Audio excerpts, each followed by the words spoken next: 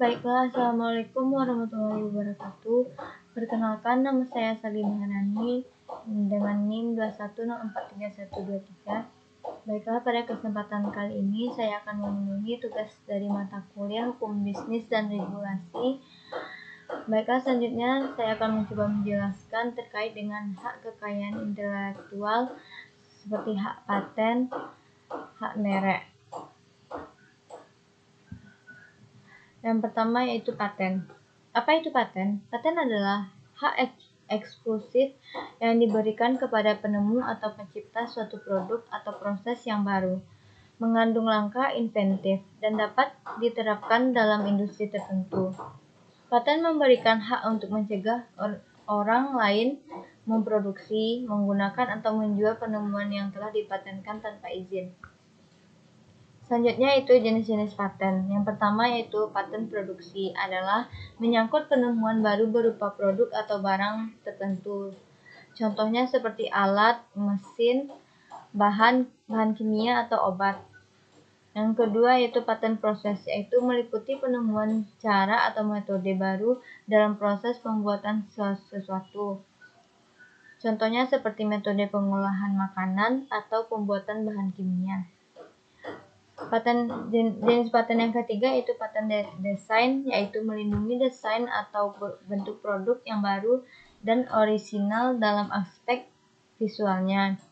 Contohnya seperti desain produk elektronik, kemasan, atau mode.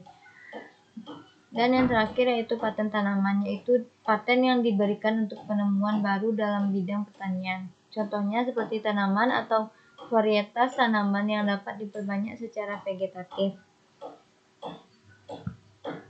Selanjutnya yaitu ada manfaat hak paten. Yang pertama, proteksi hukum, yaitu memberikan perlindungan terhadap penemuan atau inovasi yang dilakukan oleh individu atau perusahaan.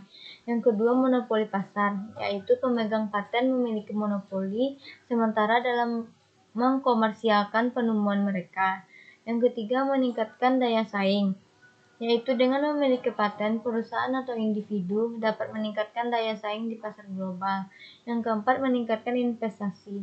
Hak paten dapat menarik investor atau mitra bisnis karena menunjukkan bahwa perusahaan memiliki teknologi atau inovasi yang dilindungi secara hukum.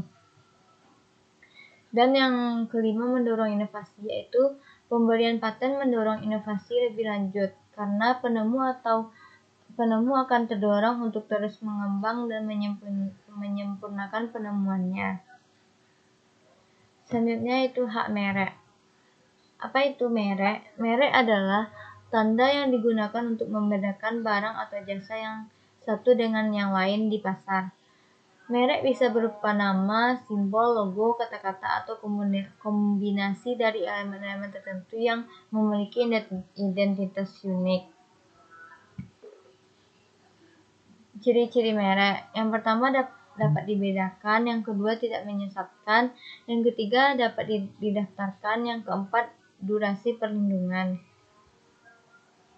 Berikut ini kasus-kasus hak kekayaan intelektual. Yang pertama ada plagiarisme atau hak cipta, yaitu menyalin karya intelektual orang lain seperti buku, artikel, musik, atau karya seni tanpa izin pemilik hak cipta. Contohnya seperti menggunakan lagu atau gambar tanpa izin dalam iklan atau proyek komersial. Selanjutnya, kasus pelanggaran desain industri, yaitu menggunakan desain produk yang dilindungi oleh hak desain industri tanpa izin. Contohnya seperti meniru desain tas atau sepatu yang terkenal di Indonesia. Selanjutnya, kasus penggunaan paten tanpa lisensi, yaitu menggunakan teknologi atau produk yang dipatenkan tanpa lisensi dari pemegang paten. Contohnya seperti perusahaan menggunakan teknologi ponsel tertentu yang dipatenkan tanpa izin atau lisensi dari perusahaan pemegang paten. Dan yang keempat, kasus pemalsuan merek, yaitu atau counterfeit, yaitu produksi barang palsu yang menggunakan merek terkenal tanpa izin untuk mengelabui konsumen agar memiliki produk palsu dengan harga lebih murah. Contohnya seperti memasukkan produk pakaian atau aksesoris dengan merek terkenal. Selanjutnya, penyelesaian kasus hak kekayaan intelektual. Yang pertama, pengaduilan. Yang kedua, mediasi atau arbitrase. Yang ketiga, di kantor hak kekayaan intelektual.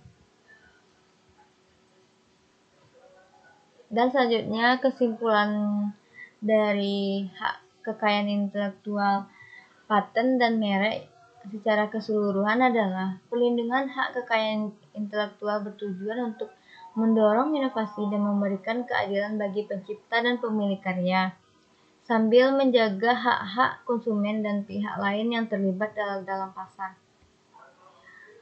Baiklah, itulah yang dapat saya sampaikan pada kesempatan kali ini. Mohon maaf apabila ada kesalahan dan kekurangan.